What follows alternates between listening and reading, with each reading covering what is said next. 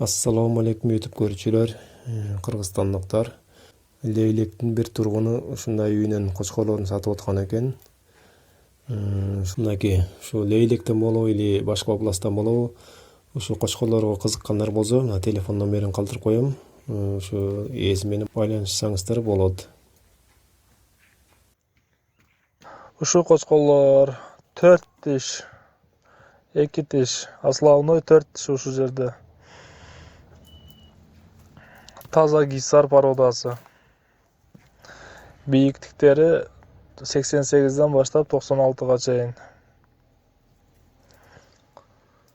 Таза кандуу гисар койлор.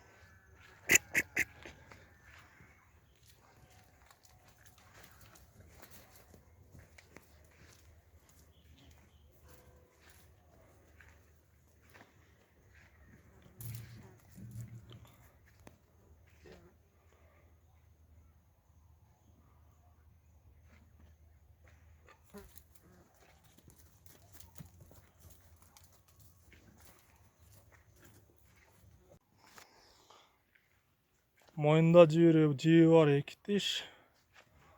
Bir ikisi 4 tiş kaçtan.